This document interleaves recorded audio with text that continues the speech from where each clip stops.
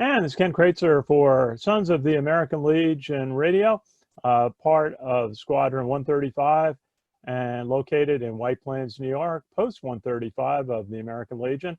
And another special interview today, and we're going to talk with Captain Mark Getman, who is with the New York Guard. He's also served in the Army, National Guard, the U.S. Air Force. Captain Mark Getman, good to see you today. How you doing? Doing good, thank you. Now, you are wearing the Legion colors today and representing Post 303 of the American Legion in Rockville Center, New York. Tell us a little bit about your post. Yes, my post is on the South Shore of Long Island in Rockville Center. Very active post, very involved in a lot of community efforts, and the community loves us. And if we were to have had the St. Patrick's Day parade, they would have led the parade in town. There was no parade this year, but they're very active, and I really enjoy being with the post. They do a lot for local law enforcement and for the community, and for veterans as well. Very good. Now, tell us a little bit about, you've had a fair amount of military experience, Army National Guard experience, and now the New York Guard. Why don't you tell us a little bit about the stops along the path for you and your military career?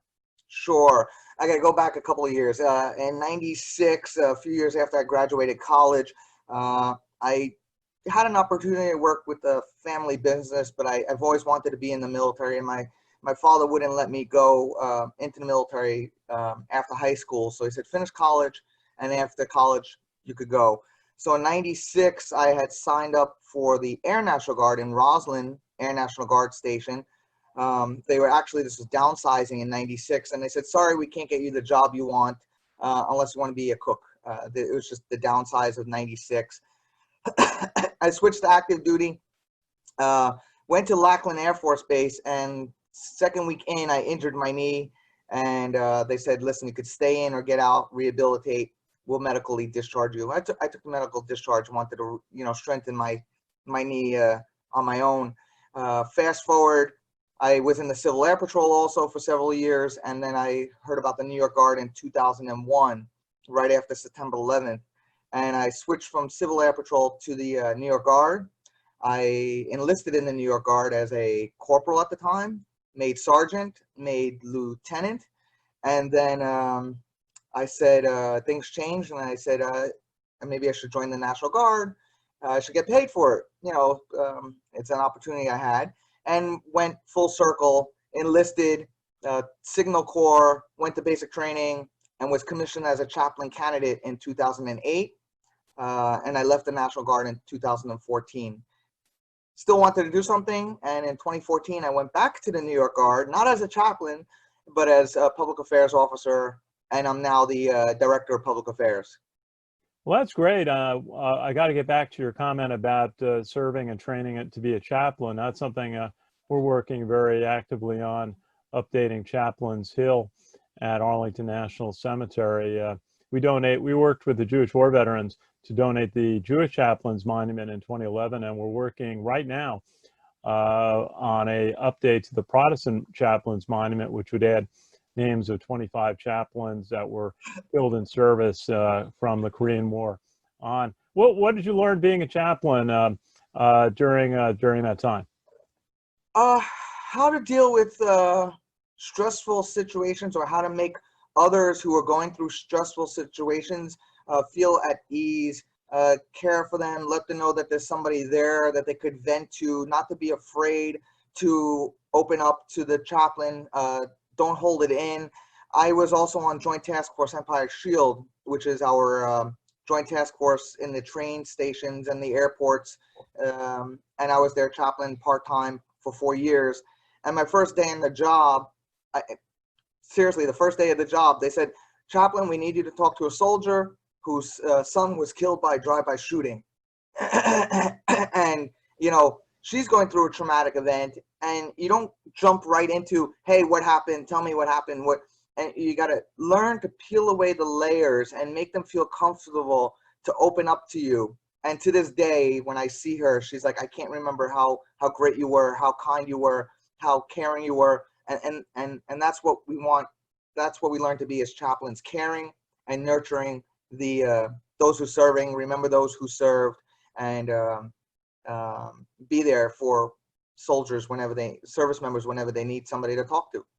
So important. And you're making the case about why we have to update Chaplains Hill at Arlington National Cemetery. Now, tell us a little bit about the New York Guard. We've talked to leadership of the New York Guard over the years, and it's a volunteer force to assist the National Guard. But tell us a little bit more about the role of the New York Guard and eligibility. Sure. Just a little brief history. The New York Guard was actually established in 1917, so we've been around for 103 years now. In 2017, we celebrated our 100th anniversary. There's a memorial in Sleepy Hill Cemetery for those who died while protecting the waterways and the aqueducts during 1917 to 1919. So we've had members of the New York Guard die for the country here in the state.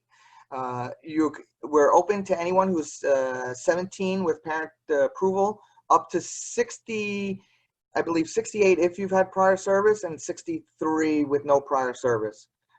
State Volunteer Defense Force, we wear the OCP uniform. We just have black name tapes with our names in white lettering. We wear the state flag, and it says New York Guard, and we wear a black patrol cap to distinguish us between the National Guard. But we are, I guess the best way to say is we're the auxiliary to the National Guard when they need additional assets or people or who have specific experience in the civilian side.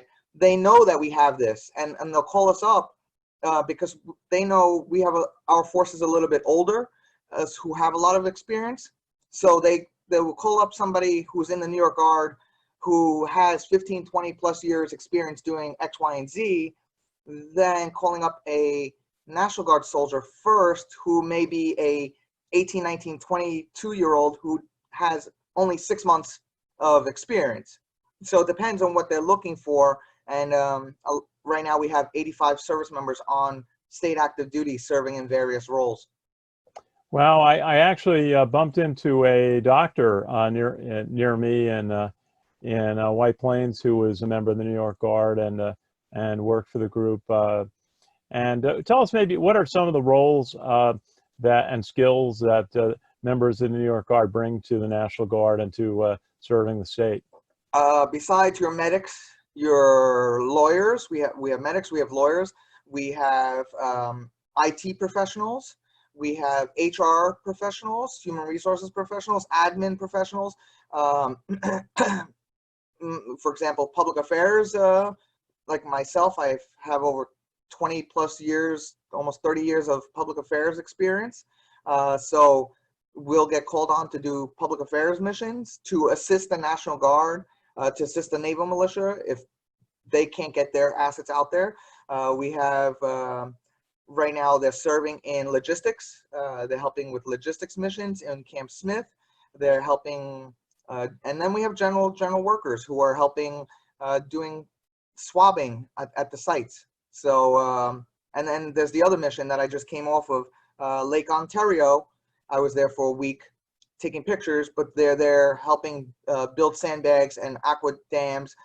Those are general purpose soldiers, or you'll have admin, and we have our logistics guy who's training the National Guard and Naval Militia on how to do purchase orders and ProRecs. So our sergeant from the New York Guard is the head of the logistics for this joint task force in Syracuse because he has years and years of experience doing it. Wow. Now you're working closely with the New York National Guard, and what have been some of the projects the National Guard here in our area, White Plains and New Rochelle, and obviously in New York City, has won tremendous recognition for the work they've done during the COVID-19 crisis, and also working with assets of the regular Army that have come into to New York. What have been some of the missions the New York Guard and the National Guard have been performing so well during this COVID-19 situation? I would say we have behavioral health experts from the New York Guard who are working with the National Guard behavioral health experts and providing behavioral health um, assistance to those who are dealing on the mortuary affairs mission. They're taking the dead bodies and um, helping the New York City Office of Medical Examiners. So we have behavioral health experts out there working side by side with National Guard and active duty.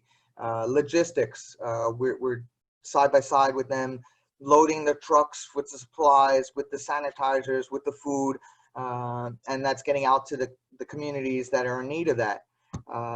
We have service members in the operation centers who are giving briefings to the National Guard about what's going on. So we have New York Guard officers who are briefing National Guard senior commanders. So it really is a joint effort, and I would say OJT. Well, we're talking with Mark Getman, who is a member of the New York Guard, past member of the Air Force and the New York National Guard, and a member of Post 303 of the American Legion Rockville Center. Tell us a little bit, Mark, if you would, about how someone who is interested in the New York Guard could find out more information, and what the experience is like as someone joined. I understand there's some basic training involved and wearing a uniform.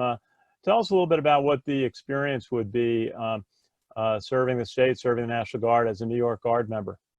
Sure. So if anybody is interested in joining the New York Guard, the best way is to send an email to recruiting@newyorkguard.us. Spell out New York Guard. So it's recruiting@newyorkguard.us, and just send the recruiters an email saying, I'm interested, how can I get started? The process is not that hard. We'll send you an enlistment packet if you're enlisted or enlisting, and you'll fill that out. After you get a short physical by our 244th Medical Group, they'll do a physical at the Camp Smith. Then once all the paperwork is cleared, you'll get sworn in. And if you're enlisted, you'll get issued a set of uniforms, the new OCP uniform. And you have to go out and buy the name tapes and some other items you have to go out.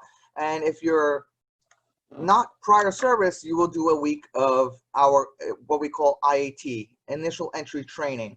So it's a week of intense basic training where you learn how to do basic soldiering skills. Everything else you're going to learn with your units. You're going to learn your job with your units. But here it's how to, how and when to salute, customs and courtesies, how to march, how to present yourself, rank, structure, basic land nav, basic first aid. You're going to learn the very, very basics of what you could do in a week. And then the rest you'll learn at your regular unit. Right. So that's how someone could get started. We have direct commissions for chaplains, doctors, and lawyers. If you do have a bachelor's degree, you would still have to come in enlisted, be an enlisted soldier for at least a year, and then get recommended for the basic officer course by your command. We have warrant tracks too for those who don't have a bachelor's degree, but they have at least associates and at least 5 years of experience in their field, and you could go warrant track as well. So it's a great opportunity, and we're also on Facebook too. Okay. How many members are there, and where are some of the training centers? Do you kind of parallel the National Guard facilities and places that you do training? Where are some of the places that someone might go to for meetings or training sessions? No problem. We're currently about 500 strength throughout the state. We're growing. We're getting a lot of interest, especially after this COVID-19 missions in Ontario. We're very visible. People see our black hats and want to know who are you and what is the New York Guard. Primary training during the summer as at Camp Smith, and the other training is in the armories throughout the state. We have on Long Island, New York City, Buffalo, Syracuse, and those are the main areas. Okay, okay. And talking with Mark Getman, also a member of Post 303 of the American Legion. Mark, tell us about your civilian career a little bit. Sure, which one? You juggle My, many hats. I do, yes. I am a background investigator for General Dynamics. They have the contract with government agencies to provide background investigations for security clearances. So I'm the guy who will come and interview you after you fill out your SF-86 form, the one that asks where you lived for the last 10 years, where you work, where you traveled, any foreign contacts. I'm the guy who will come and interview face to face and ask you, is this correct? Is this correct? Okay, and try to again peel away and make sure you didn't leave any holes or gaps out. And I'll go and interview their neighbors, co-workers, do law checks, go to their schools. So that's my full-time job, uh, along with my volunteer work with the New York Guard. And I'm also a part-time rabbi for Temple Emmanuel. I forgot the name of the congregation already. Temple Emmanuel of Canarsie in Brooklyn. That's my part-time work Friday nights, Saturdays, and Jewish high holidays, and whenever Very needed for other life cycle events. certainly. You are doing a lot, busy guy. And Mark, final quick thought for us. Sure. The New York Guard is open for anyone who would like to serve prior service or non-prior service. If you want to give back to the state, give back to your country, we're looking for anybody with any expertise, specialty, and it's a great way to serve alongside our brothers and sisters in the New York National Guard and federal forces. And I want to thank you for your support to all the military that you do. It's really greatly appreciated, and I'm proud to be in the American Legion. Well, we're glad that you're a member, and you're doing great work with the New York National Guard. Thank you for your service in U.S. military, and I think we're going to have some interested people in the Sons of the American Legion and the detachment of New York. Mark, good to see you, and thank you for joining us on Sons of the American Legion Radio. And this is Ken Kreitzer for Post 135 and Squadron 135 of the American Legion, Sons of the American Legion in White Plains, New York. And you can watch and listen to our report every Monday at 2:30 on WVOX 1460 AM. And again, this is Ken Kreitzer for Sons of the American Legion Radio. Have a good day, everybody, and stay safe.